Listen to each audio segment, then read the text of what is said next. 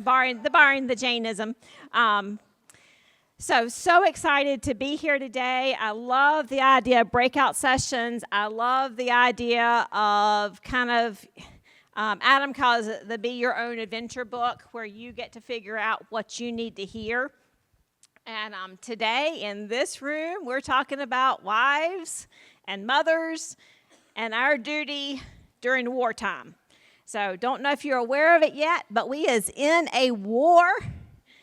We're in a war against poverty, but in this room, guys, we're in a war for our families.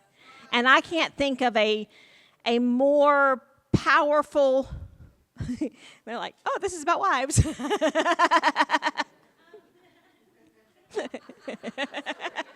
All is good. All is good. Hey, but I do love it when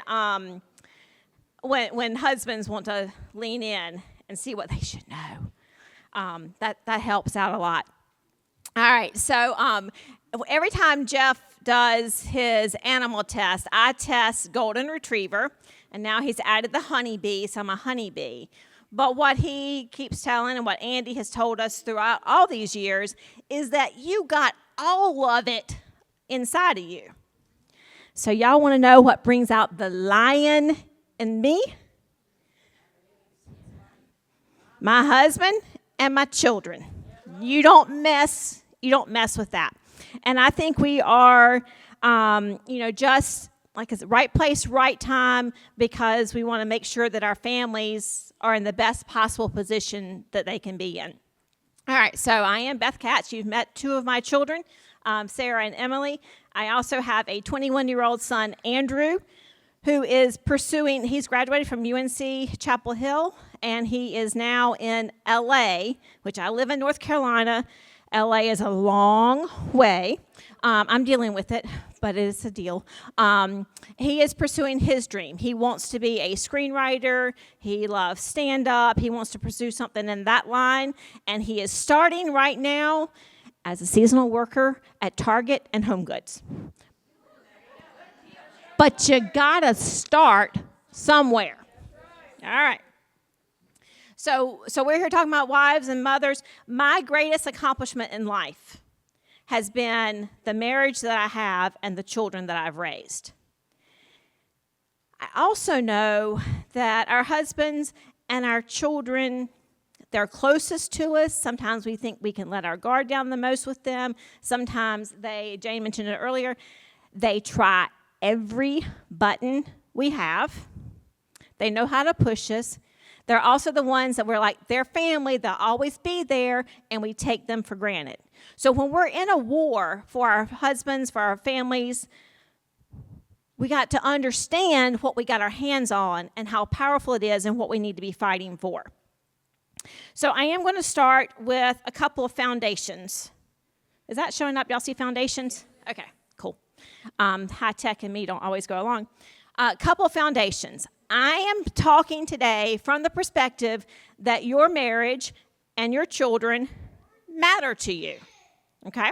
So how many of you are married but haven't gotten kids yet? Okay, all right. How many of you still have children living at home, whether they're in diapers or they're often, their teenage years and those trials, okay? And how many of you say that you're here in the business and you're kind of the dominating force in building your business, your alliance business? Okay? And how many of you will be more like I was all those years? I was the support system. I enable Adam to go out and do. Okay, all right. Look, we cover all the gamuts. And here's what I love. Asetta was just talking about it. We are a room that welcomes everybody in every stage and every phase, and take what you can use today in this stage of your life. All right. So foundation number one, your marriage, your kids, they matter to you. Foundation number two is that you're in this room because you think the alliance can help you be better as a wife and a mother. Or at least you're hoping that it can. You're like, something's got to give in here. Somewhere's got to give. I need my family. I need my marriage. I need all that to be better. And I am just hoping, since the Alliance is a place of hope, I'm just hoping that that's what I will find here. I will tell you that Adam and I have been married 33 years and raised all 3 kids in business with Andy and Jane. And my successes as a wife and a mother are because of the training that I've gotten in rooms like this.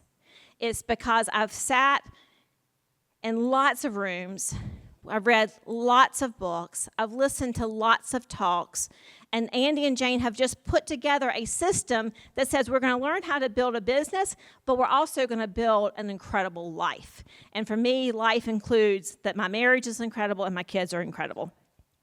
All right, our duties are going to demand the very best of us. And so we're going to talk about some of our duties in war. So we're going to cover 5 topics. Now, I did teach school. I do like to see notebooks out. I do like to see people taking notes. It makes me feel better. We're going to talk about identifying your targets, preparing for battle, manning our battle stations, encountering the enemy, and identifying our battle buddies. Okay, so first of all, we are in a war, and we want to accomplish something through that war. We need to identify our targets. For us, those targets are our priorities. So Adam and I decided a long time ago that our priorities would be God, family, business, okay?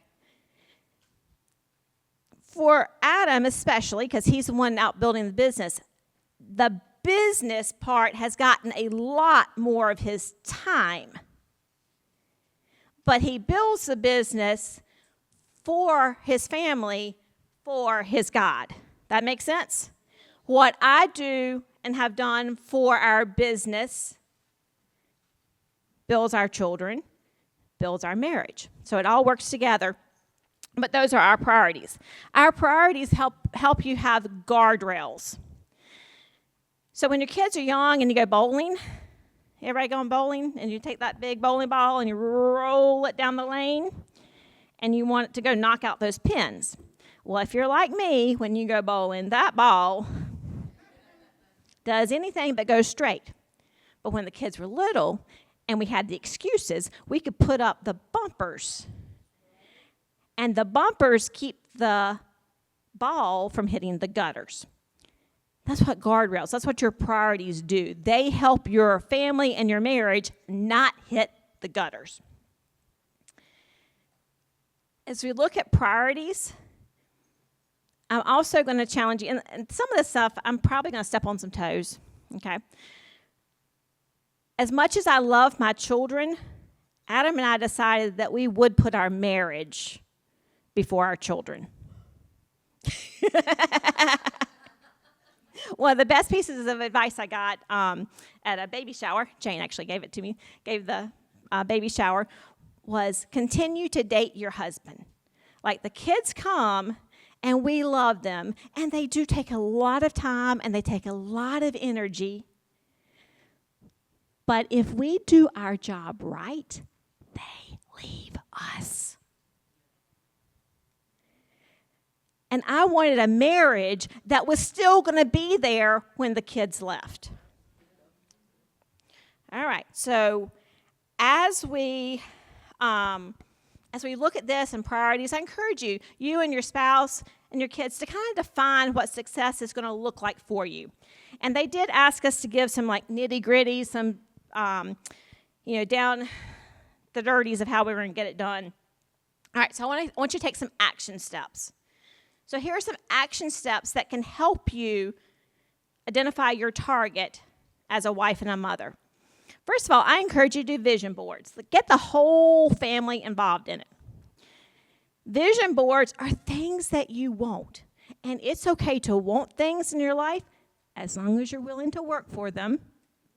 But if we teach our children to work for things, then it's amazing the opportunities that come up. So go to Hobby Lobby or Michael's, whatever, go buy those foam boards. Vision boards are way more fun than school science projects. And so my kids, I would always say go pull magazines. Rob Report's great for you, but let your kids go online, find pictures of things they want to do, paste them all on that vision board. So Andrew, when he was in elementary school, loved the Percy Jackson series of books. And one of the things he put on there on his vision board was that he wanted to meet Rick Riordan, who is the author of that book. Because he'd put it on the vision board, it was now on our radar. So when we saw that Rick Riordan was going to do a book signing out of town, Adam's like, let's take him out of school early. What kid doesn't like that? Drive to Raleigh. We bought the whole package thing, so he got the T-shirt, and he got the signed book, and he got to ask questions, and all of that. He loved it. It was on his vision board. We knew about it. Sarah wanted to meet Rob Lowe. And I don't remember exactly when this was, Sarah, but we were gone. But we were in Hawaii. Yeah, we were in Hawaii. We're in Hawaii. Sarah gets to have a dream come true. She finds out about Rob Lowe doing a show in Raleigh. She's in charge of the kids. She was old enough to drive, stay by herself with them. And so Sarah, Emily, and Andrew go to this show in Raleigh. Sarah wanted to meet Rob Lowe because you don't need to just be in an audience. You want to be more up close, right? They found out the door Rob Lowe was going to be leaving from. When the show was over, it was pouring down rain. They still stood out in the rain to meet Rob Lowe because dreams aren't always comfortable, and it's not always pretty to make them happen. Oh, yeah, and hey, play all your cards. Play all your cards. Security guard would cry. He lets her. Anyway, Rob Lowe comes out. They're drenched in the rain. He gets excited. He takes a picture of all three of them and posts it on his Instagram. So my kids are on Rob Lowe's Instagram feed because they showed up and they knew to just get uncomfortable and make something happen. All right, so do vision boards. Make a list of 100 goals. It's really hard to do sometimes, but if you'll just get the juices flowing and start thinking about things that you want. Create some daily affirmations. How are you going to speak life into your husband and into your kids so that the vision that you have for your family will come true?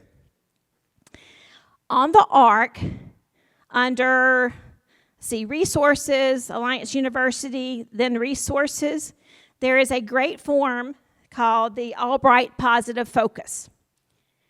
Andy got that because he invested thousands of dollars and went to a seminar to get something that would come back to us. But here's what it is. You talk about what's been your most recent greatest accomplishment? Why is it important to you? How can you move forward on it? What's the next actionable step you can take in the next couple of hours on that? It gets you talking about vision and action, the two things that have to go hand in hand. What a great way to get your family discussing the things that you all want. All right. Here's my question for you. Jot down what's one thing that's popped into your head that you can do to help get your family in alignment on the dreams that you all want to have.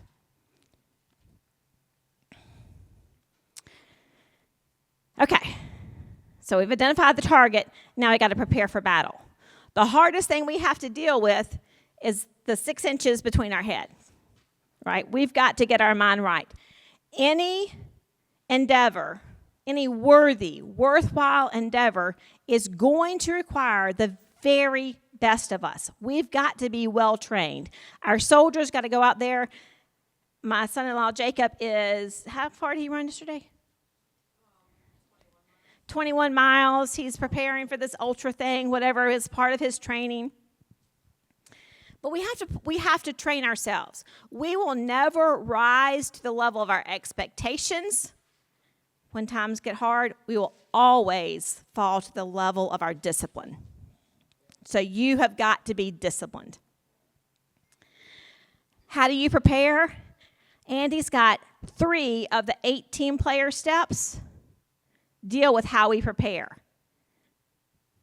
Who are you listening to? What are you reading? And who are you associating with? What's going in your head? Because what you're reading, what you're listening to, and who you're hanging around with, they're going to shape the attitude with which you approach life. All right, so here's some action steps for that. Make a pre-decision. Decide today some things that are just going to be like givens in your marriage. Adam and I actually had a couple of those conversations before we got married. We're going to do this, we won't do that. We're going to do this, we won't do that. Those are still in place in our lives today. A pre-decision for here for the Alliance, and I'm speaking to the choir because you're here, but decide to be at every convention. Decide not to miss anything that you are invited to. If we want to be successful as leaders, and you're leading your families, they're watching you. If we want to be successful as leaders, we need to be present in the room where the best training is being given. So tomorrow, when they start announcing all the details about NatCon, by the way, the dates are already on the ARC, but all the details, like where is it going to be and the hotels you need to stay at, go ahead and make a decision that you'll buy your ticket and you'll book your room. It's a pre-decision. So last event, family reunion, happens in the summer. My family and my sister and her husband, the kids, and my parents, we all spend a week every summer at Wrightsville Beach. We're members of a club down there, and we go. It's nothing fancy. We have to bring our own linens, but we love it. Okay. Well, it just so turns out that after I had agreed to the dates, I realized that at the start of our trip was family reunion. You know, a lot of people go, oh, I'm going on vacation. I can't make it happen. We've decided we're always going to be at events, so now it's how can we make it work? All right, so we'll just go a couple days late. We have control of our schedule, so if we want to stay at the beach a few more days, that's okay too. Well, and then I thought, okay, it involves moving in, like it's lots of boxes and suitcases and stuff. I really don't want to have to deal with that after a whole weekend of family reunion. Maybe I can hire somebody to move us in. I did. That was the best experience. We might be doing that from here on out. It's perfect. But it wasn't a question of what are we going to do. We already knew what we were going to do. It was a pre-decision. Invest in babysitters and backups to babysitters and backups to the backups to the backups of babysitters. Pay them well. Then they'll want to stay with your kids. They'll change their schedules to accommodate your schedules because you pay them well. So invest well in babysitters. Make a pre-decision to invest in your business. That you need to not eat all your seed. So you go out there, y'all have made sales, your husband's made sales, woohoo, there's money in the bank. Put it back into the business before you pay off a credit card. Because we can't, if we want this, keep this harvest going, we've got to keep the seeds to keep harvesting. So make sure that you are investing, you've made a pre-decision to invest in your business and that you will delay the gratification until you've got the surplus to really do something. All right, here's my favorite Jainism. Prior planning prevents poor performance. So we've talked about priorities. Schedule your priorities. My my brother-in-law is a minister, and they went to a conference one time, and they were, training pastors, and they said, make sure that you put your family on your calendar and you treat it as just important as the members of your church. So, ladies, it's okay if your husband has to schedule time for you. That means that he values you. You went on his calendar. So make sure that in the busyness of all that we do, that you are still finding the time to value the people that are closest to you. Now, Adam traveled. When Andy came out with the hotspot system, Adam said, I can do that. And he was gone. Like, he would fly out on Monday morning. He might not get home until late Friday night. He had been giving and giving and giving. So there were a lot of family suppers that he was not there for. But you know what he did? He put breakfast on his calendar. And one by one, he'd take the kids out for breakfast before school. They thought that was the coolest thing in the world. And I don't know if your kids are ever hard to get up in the mornings, but those mornings, my kids would pop out of bed like, woohoo, we're going. Know your non-negotiables. With kids, there are a gazillion things that show up on their calendars, right? There's a Halloween party, there's a Christmas party, there's a Thanksgiving party, there's birthdays here, there, everywhere, or 2 or 3. And they all, like, as parents, or as school teachers, we would put guilt trips on parents. Like, well, if your kids are important, you'll make sure that you have the cupcakes for this. But not everything matters equally to your kids. So know the things that are important to them, and then make sure you're there for those. And if it's not a big deal for them, don't make it a big deal for you. Fair enough? All right. So here you go. Jot down. What's one thing that you can do to be better prepared for your battles? Is it a book you need to read? Is it a conversation you need to have? Is it babysitters you need to find? Is it that you're going to buy your ticket tomorrow? That's a good one. All right, we've identified our target. We're preparing for battle. Now you got to man your battle station. Because when the war starts raging, and it will, it's time to put on our big girl pants and show up and go to work. Whatever that work looks like for you. So I think Emily mentioned it, that my work for our business, for our family, was that I did everything to enable Adam to go out and travel. That was my job. Maybe your job is that you need to run 40 appointments this week. Maybe it's your job that you need to recruit so that you can get your name on the leaderboards. Whatever your job is, your role, it doesn't matter what it is. You have a conversation with your husband, y'all get on the same page, and then you got to go and do it. There's going to be elbow grease. There's going to be blood. There's going to be sweat. There's going to be tears. There's going to be tears. There's going to be lots of tears. Both on you and everybody else. There's going to be a lot of tears, regardless of what role you're taking. So if your job is running the appointments and you're frustrated because you've had a bad week, it's been a hard dial session, that's the blood and sweat and tears. Keep at it. Keep at it. If it's talking good about your husband because he's not there, he's out chasing the dream, and what you really want to do is go have a glass of wine and sit in the bathtub and close out the rest of the world, you still got to go do what is your blood, sweat, and tears. Okay? So I'm not here to tell you what you got to do. I'm just telling you got to do what you say is you're going to do.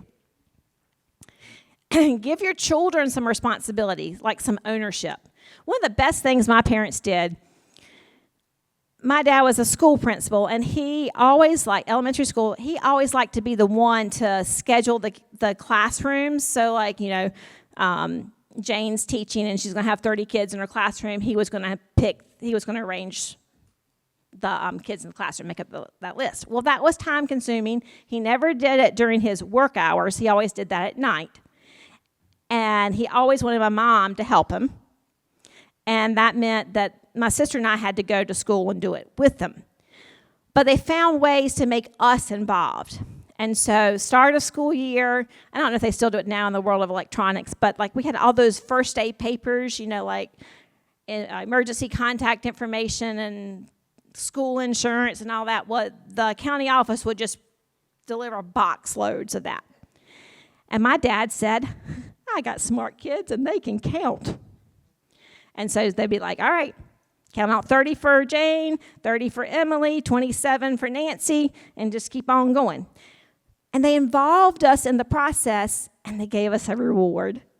Y'all ready? We could get a drink out of the drink machine. It was so cool. And the secretary had a chair with wheels on it that rolled. But it was only one, so my sister and I had to take turns. But they involved us in it. And so then it was a no-brainer that as we were building a business, my kids needed to be involved in that. And they needed to understand that some of the things they needed to do were because they were going to help us grow our business. All right. Know the season that you're in. If you're up all night with crying babies because it's just that season, expect it. If you're in the throes of teenage years, expect it. And understand where that will give you freedom and where it gives you responsibilities and how you can navigate that. But what it looks like to parent an infant is different than what it looks like to parent a teenager, even though they're just babies in bigger bodies.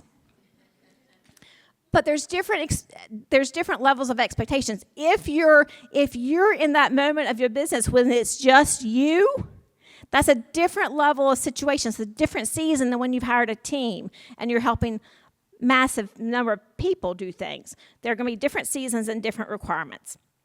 The cool thing about this business is that we can build it together as a husband and wife. And that means you need to work on your communication skills. Learning how to talk to each other. Just like you have to talk to your children differently, you might have to talk to your husband differently when you're in the business role and when you're in the, you're in my handsome husband role. Like there can be differences.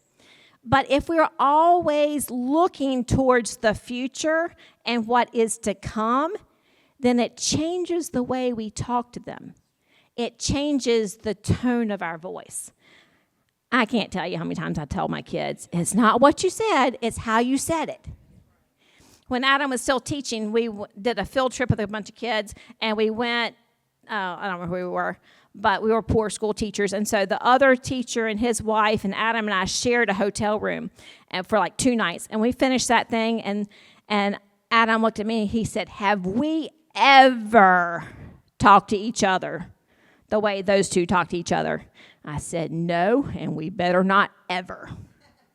Because how you communicate, you're building people up or you're tearing them down. And I promise you, if you want to win the war with your families and your kids, you've got to be building people up all the time.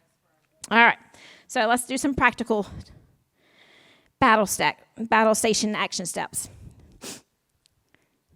Did I write that one out? No BMC. No bitching, moaning, and complaining. Can we just, if you said you're going to do it, do it. Is that one not there? Okay. Oh, yeah, that was the accept responsibility. That was it. I didn't want to write that on the slide. But can I tell you, accepting responsibility means no bitching, moaning, and complaining. Get over it and do it. Make sure that you are always uplifting each other with your words. Make sure that you understand that in the time of battle, you may have to zig and zag. They say necessity is the mother of all invention.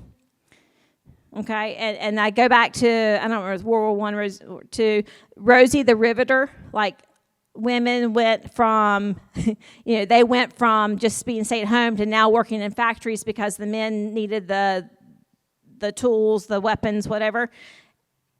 You might change. You might start doing things differently because of the battle that you're in, and that's okay. Adapt. There's also another tool on the ark called the SWAT assessment, SWOT. What are your strengths? What are your weaknesses? What are your opportunities? And what are your threats? So if you're like constantly evaluating, have I told y'all communication matters? Like if you're like, just keep talking to your spouse, keep talking to your growing up line, keep talking to your kids, and figure out what are the things that y'all are winning at, that you're struggling at, what can you change, what are the threats, what are the things that are stopping you. All right, so what's one thing your family needs you to do better, more of, that you have been slacking off on?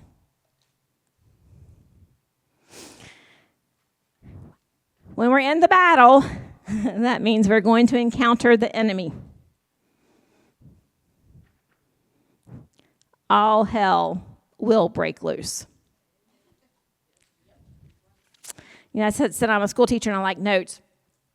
There's nothing better to me than the start of the school year, and you go buy those spiral notebooks, and they're the covers, you know, even especially if you got a cool pattern on it, but they're just so neat, and the pages are crisp. Or you get your new calendar.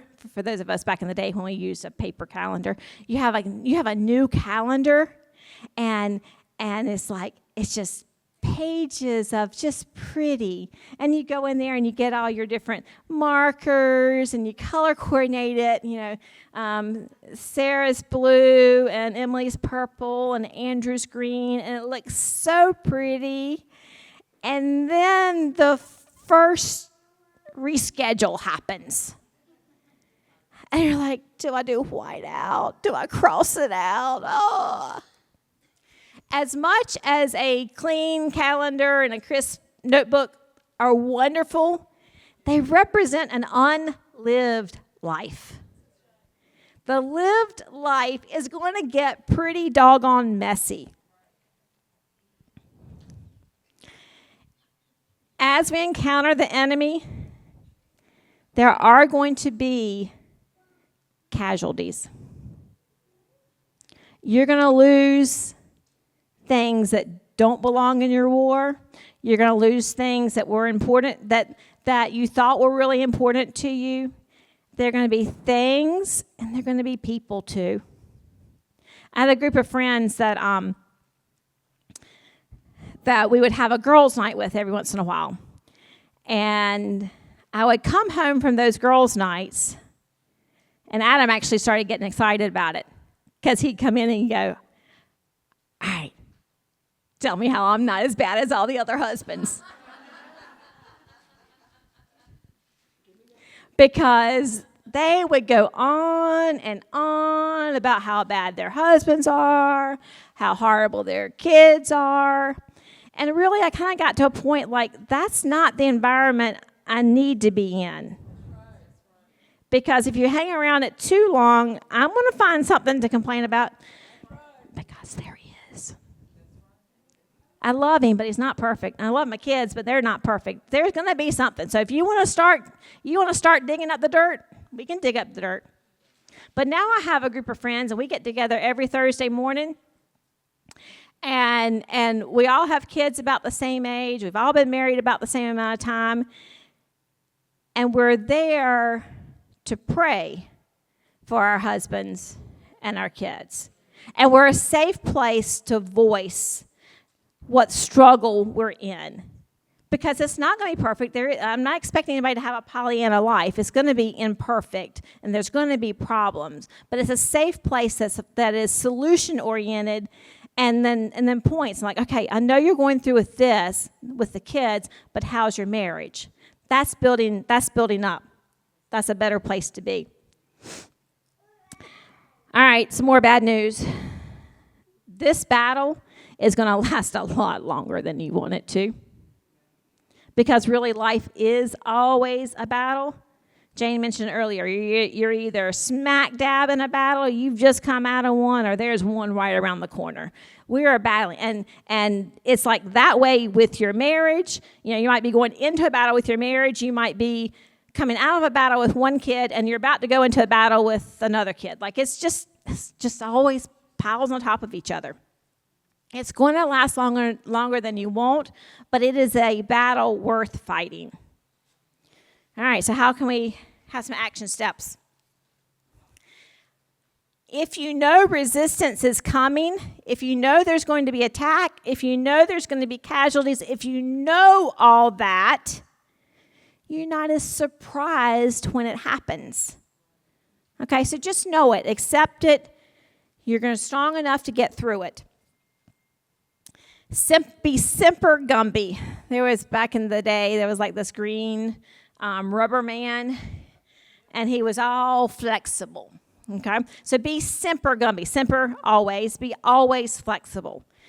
There's not going to be one path that's going to work for you all the time. You've got to be flexible. My mom calls it a shiny dime, that we can turn on a dime in our family.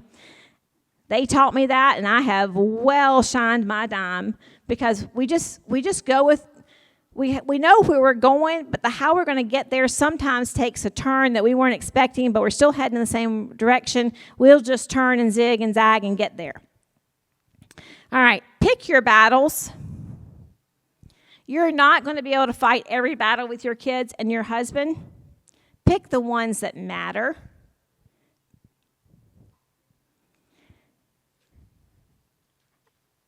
Before I got married, God and I had this talk. And he said, this is how I felt. He didn't actually talk to me in verbal, but this is what I felt. He's like, I've got Adam. Your job's not to change him.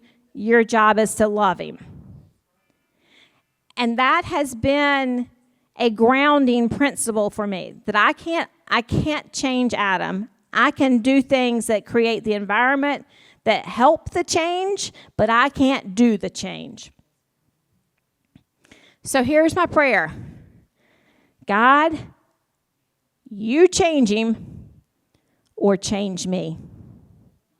Because sometimes he's in the right and I got to get with the program. And if he's in the wrong and he needs to get with the program, well, that's between him and God, and they'll figure it out. Make a decision right now that you're going to, when challenges happen, that you'll pick yourself up, dust yourself off, and start all over again. Just don't quit. Don't quit on your kids. Don't quit on your marriage. And I'd say don't quit on this business because of how impactful it is in all areas of your life. Just don't quit. All right, so name one thing that has derailed you lately. Is that something that you need to let go of, or something you need to face and fix? All right. We've identified our targets. We're preparing for battle. We're manning our stations. We're facing the enemy. And here's my favorite one. Find your battle buddies. There is strength in number. So first of all, me by myself, pretty weak. Me and Adam, like a braided cord, we get stronger. Me, Adam, and God, woohoo! Me, Adam, God, my kids. Me, Adam, God, our kids, and all our support system. You can't be broken. Okay? I love NC State's motto, go pack. The strength of the pack is the wolf, and the strength of the wolf is its pack. To kind of go along with that, please don't expect your husband or your children to fill every need in your life. You've got to have other people. I got to have my girl talk time with my friends. I got to have my shoulders that I can cry on, because sometimes I need to take those tears not to Adam because that'll stress him out, but to someone else who can help me get my mind right and move forward. But we can't expect our kids to be our everything. We can't expect our husbands to be our everything. When we were in premarital, the minister Charlie, he said, "It is not your jobs to make each other happy." And I'll be honest, I thought I was perfect and I would be making Adam happy. But if he don't want to be happy, there ain't nothing I can do about it. If you don't want to be happy, there's nothing your husband and your kids can do about it. That is a choice that we get to make. What environments are you putting yourself in? Because those make it easier to do our jobs. So some action steps. Please, please, please, please, please use this weekend as an opportunity to find your battle buddies. Get their phone numbers. Get time around them. You know, Emily, she flew to run business with Megan Wood. She flew to run business with Belle Krause because she wanted to be around people who were there. I wanted to see how Mike and Noel were running their office. I flew to see them. It takes an investment of time and money to get around the people that you need in your life. So please do that. Check on your peoples. Give them some love. Send them a text and encouragement. Give them a phone call. Check on them. And then raise up others, because it's not just about you. And it's not just about your battle buddies. It's about the two of y'all together. And I love, so Sarah's in the military, or Sarah's husband's in the military. She's faced some challenges. So we recently just thought Jacob was about to be deployed. Like, sometimes he gets notice, and then sometimes it's fast. And this time it was going to be fast. So she sent me a text, and she's like, I don't want to talk, just letting you know. By the time she was ready to talk, she had gotten it all out with Belle Krause, who knew exactly her situation. Then I can step in and go, what did Belle say? So I can make sure I'm saying the right things. But we need people who are in life where we want to be, who have gone through what we've done. And Belle always tells Sarah, hey, I'm passing the baton to you so you can be this to other military spouses. All right, so we are in a war. We're fighting for our families. We're fighting for a better life. We're fighting for a marriage. And sometimes these are roles that we don't always know if we have done our jobs well. So Adam just recently did a retreat, and as part of it, they asked people that were close to him to write letters of encouragement. And so I'm going to kind of wrap up with this, because this is from our son Andrew. And when I read it, I just thought, all right, we done pretty good. So here's part of his letter to his dad. I've never known you to fail. I've only known you to hit stumbling blocks. My view may be biased. I'm sure I've never known the full extent of your struggles, as you did the most valuable thing any parent can do and kept my life from being a struggle as best you could. However, from what I have known, you don't get knocked down because you always keep in mind what you're fighting for: your family, your team, your vision. Isn't that awesome?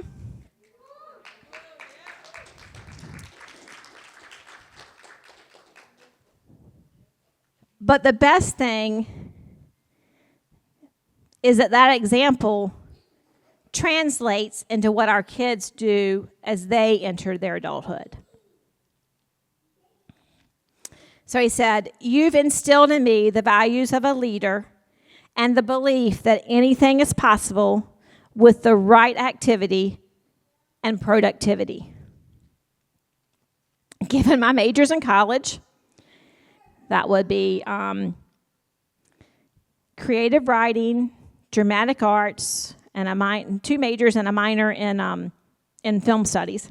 Given my majors in college and my move to LA, you've certainly had opportunities to recant that belief. But at least to my face,